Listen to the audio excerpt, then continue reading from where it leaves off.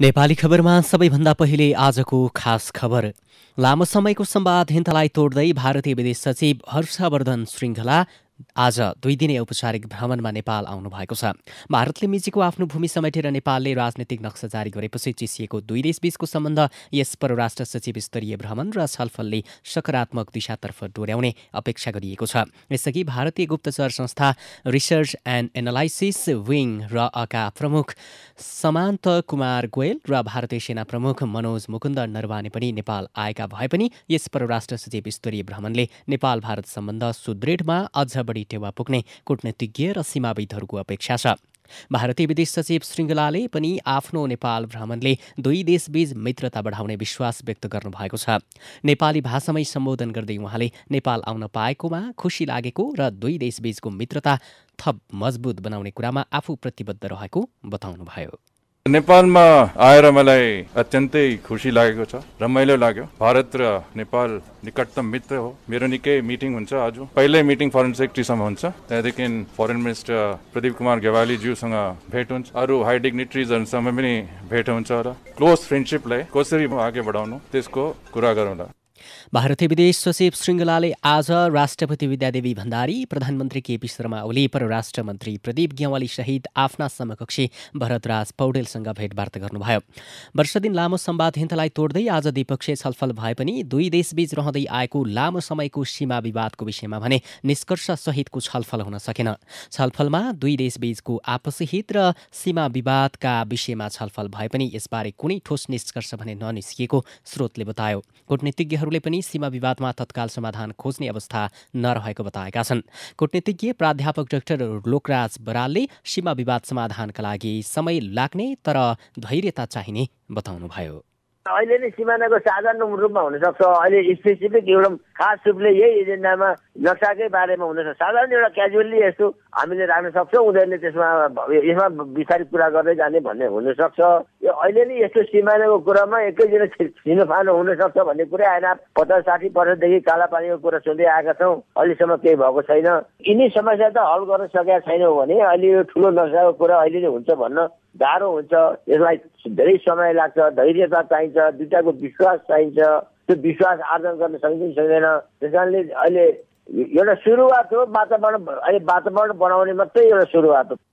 यता सीमाविद बुद्धिनारायण श्रेष्ठले वार्ताको माध्यमबाट सीमा समस्याको हल खोज्नुपर्नेमा जोड दिँदै भारतले पनि अहिले आएर समस्याको समाधान चाहेको बताउनुभयो। 1 वर्षको संवादहीनता तोड्दै अहिले चलमलाउनु नै भारतले पनि दुई देशबीचको सीमा समस्यामा समाधान चाहनु हो भन्दै सीमाविद श्रेष्ठले यसमा नेपालले बुद्धिमत्ताका साथ कुरा अगाडि बढाउनु पर्ने बताउनुभयो। मलाई के लाग्छ भनेदेखि वार्ताको सुरुवात भएको छ, किनभने अब भारतीय को प्रमुख आए केही 1 महिना जति अगाडि अब कुराकानी भयो नेपालको प्रधानमन्त्री पदाधिकारीहरूसँग। भारतीय सेनाध्यक्ष पनि आए, नरवाने पनि आए, कुराकानी भयो र अहिले अब भारतको परराष्ट्र सचिव आउनु भएको छ। वार्ताद्वारा समाधान गर्नुपर्छ भन्ने मेरो अवधारणा रहिआएको छ। भारतले पनि चाहेको छ, अहिले नचाहेको भएदेखि चाहिँ अहिले अब 1 वर्षसम्म संवादहीन अवस्थामा भएकोमा अब 1 वर्ष पछि चाहिँ फेरि अब यो चलमलाउने त थिएन। भारतले चाहेको छ, यसमा हाम्रो नेपालले बुद्धिमत्तापूर्वक यो कुरोलाई अगाडि बढाउनु पर्छ। सीमा विवादबारे सरकारले कूटनीतिक नोटहरू पठाउनेदेखि नेपालका लागि भारतीय राजदूत विनय मोहन क्वात्रालाई मन्त्रालयमा बोलाएर यी कुराहरू राखिएको भए पनि नेपाल सरकारले आफ्नो तर्फबाट सशक्त कूटनीतिक माध्यम परिचालन गर्न भने नसकेको सीमाविद श्रेष्ठको भनाइ छ।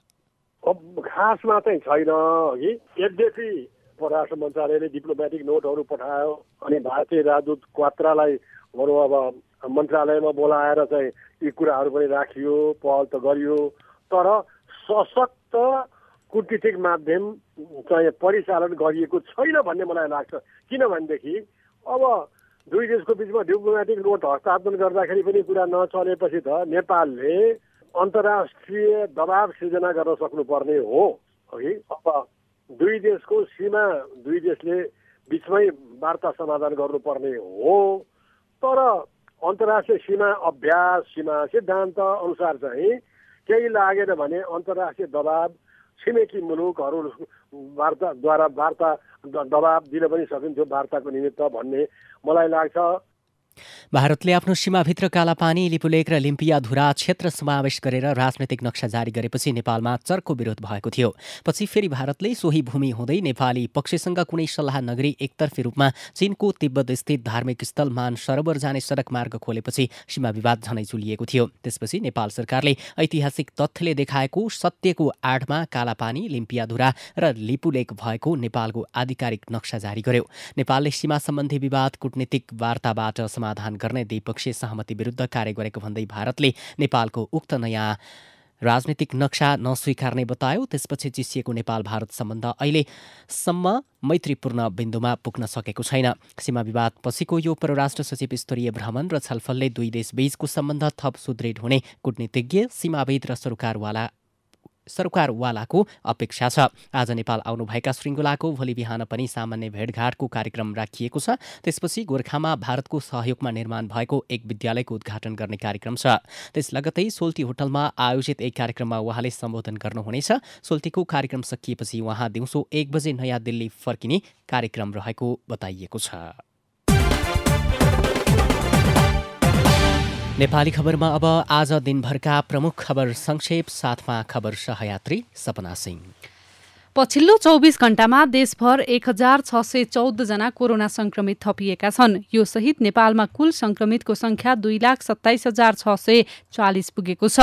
स्वास्थ्य तथा जनसंख्या मन्त्रालयका अनुसार आज देशभर 1437 जना संक्रमण मुक्त भएका छन्। यो सँगै संक्रमण मुक्त हुनेको संख्या 2,09,435 पुगेको छ। अहिले देशभर 16,793 जना सक्रिय संक्रमित रहेको मन्त्रालयले जनाएको छ। पछिल्लो 24 घण्टामा देशभर 23 जना कोरोना संक्रमितको मृत्यु भएको छ।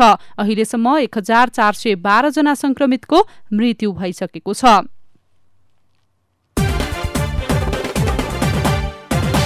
भारतले कोभिड-19 को खोप तयार भएपछि नेपाललाई प्रदान गर्न तयार रहेको बताएको छ।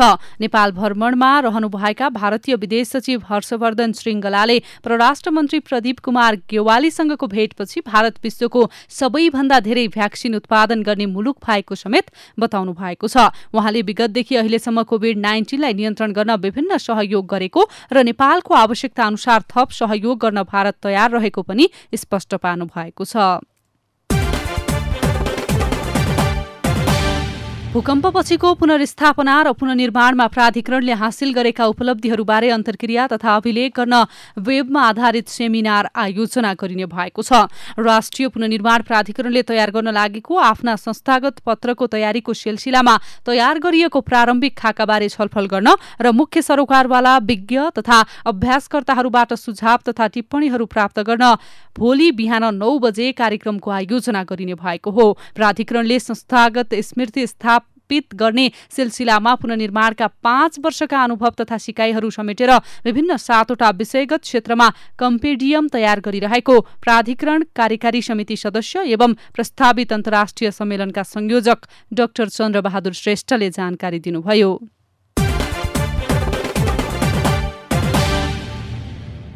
गत चैतमा गठन भएको भूमि सम्बन्धी समस्या समाधान आयोगले पर्याप्त कानून बिनै काम अघि बढाएको छ।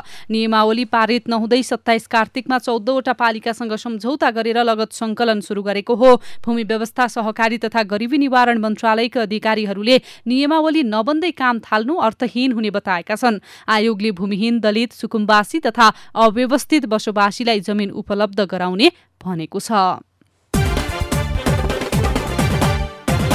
परराष्ट्र मन्त्री प्रदीप गेवालीले उपसभामुख चयनका लागि प्रमुख प्रतिपक्ष दलहरूले पहल लिनुपर्ने बताउनु भएको छ। सभामुख सत्तारूढ दलको तर्फबाट भएका कारण सत्तारूढ दलले उपसभामुख लिन नपाउने संवैधानिक प्रावधान रहेको उल्लेख गर्दै उहाँले प्रतिपक्षी दलले नै उपसभामुखको विषयलाई अगाडि बढाउनुपर्ने धारणा राख्नुभयो। तात्कालीन उपसभामुख शिवमाया तुङबा हाम्फेले राजीनामा दिएपछि 12 माघ 2076 देखि उपसभामुख पद खाली छ।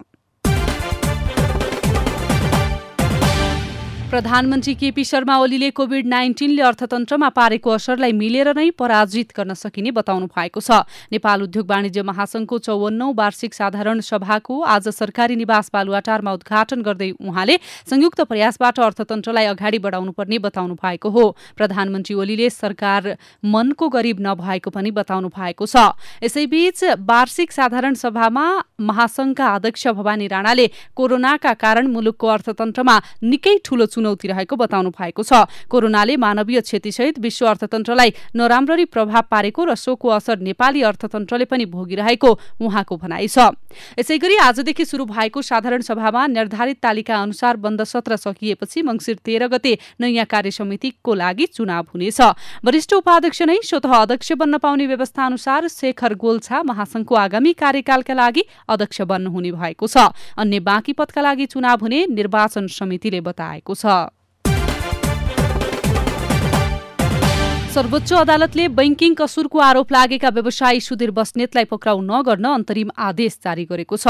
बैंकबाट ऋण लिँदा कर्जा संरक्षण बापत राखेको धितो बैंकले लिलाम गरे पनि त्यसविरुद्ध उक्त मुद्दा ऋण असुली न्यायाधिकरणमा विचाराधीन रहेकाले पक्राउ नगर्न सर्वोच्च अदालतले अन्तरिम आदेश जारी गरेको हो। 1 वर्षको अवधिमा सामाजिक सुरक्षा कोषमा 66,000 श्रमिक थपिएका छन्। सामाजिक सुरक्षा कार्यक्रम कार्यान्वयनको दोस्रो वर्षमा कोषमा सूचीकृत हुने श्रमिकको संख्या 66,291 रहेको छ। यो सँगै कुल सूचीकृत श्रमिकको संख्या 1,89,791 जना पुगेको छ। हालसम्म सूचीकृत संख्या मध्ये करिब 72,000 जनाले मात्रै कोषमा नियमित योगदान गरिरहेको कोषका कार्यकारी निर्देशक कपिलमणि गेवालीले बताउनु भएको छ। सरकारले 2075 मंसिर 11 गते योगदानमा आधारित सामाजिक सुरक्षा कार्यक्रम घोषणा गरेको थियो। सो घोषणाको आज 2 वर्ष पूरा भएको छ।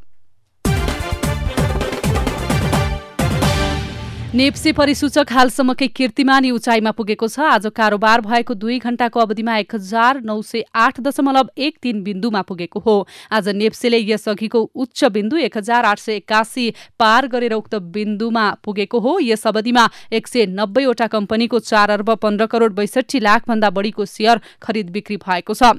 कारोबारमा आएका 12 समूह मध्ये सबैभन्दा बढी बैंकिङ समूहको परिसूचक 2.88% वृद्धि भएको छ। अब विदेशका खबर। भारतको पञ्जाब र हरियाणामा केन्द्रीय सरकारले ल्याएको कृषिसँग सम्बन्धित 3 कानूनको विषयलाई लिएर किसानहरूले विरोध प्रदर्शन गरेका छन्। भारतमा गत सेप्टेम्बर महिनामा पारित भएको केन्द्र सरकारको 3 कृषि कानूनको भारतभरका किसानहरूले विरोध गर्दै आएका छन्। त्यसका साथै भारतको विपक्षी पार्टीले पनि यस विषयमा गम्भीर असन्तुष्टि जनाउँदै आएको छ। भारतले अहिले ल्याएको कानूनको सहयोगमा भारतको कृषि क्षेत्र पनि पुँजीपति वा कर्पोरेट घरानाको हातमा जाने भन्दै किसानहरूले त्यसको विरोध गर्दै आएका छन्। उता रुसले आफ्नो इलाकामा प्रवेश गरेको अमेरिकी युद्धपोतलाई ध्वस्त पारिदिने चेतावनी दिएपछि अमेरिकाले उक्त जहाज आफ्नो इलाकामा फिर्ता भइसकेको जानकारी दिएको छ। रुसी अधिकारीहरूका अनुसार अमेरिकी युद्धपोत जापान सागर अन्तर्गत रुसी समुद्री इलाकामा प्रवेश गरेको थियो। रुसको चेतावनीपछि अमेरिकी अधिकारीहरूले आफ्नो जहाज फिर्ता भएको बताएका छन्। यद्यपि अमेरिकी नौसेनाले यसमा आफ्नो कुनै गल्ती नभएको जिकिर गरेको छ। आफ्ना कुनै पनि जहाजलाई यसरी सीमा पार जान नभनिएको अमेरिकी नौसेनाको भनाइ छ।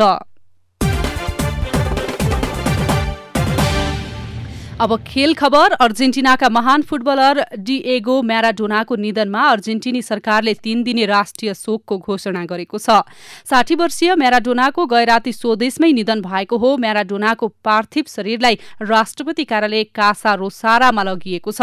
त्यहाँ 3 दिनसम्म मानिसहरूले उनलाई अन्तिम श्रद्धाञ्जली दिन सक्नेछन्। म्याराडोनाका साथी ओहोवाल्दो अर्बिलेसले म्याराडोनाले पाएको जति चर्चा र प्रशंसा आजका सुपरस्टारहरू लियोनल मेसी र क्रिस्टियानो रोनाल्डोले समेत नपाएको बताएका छन्।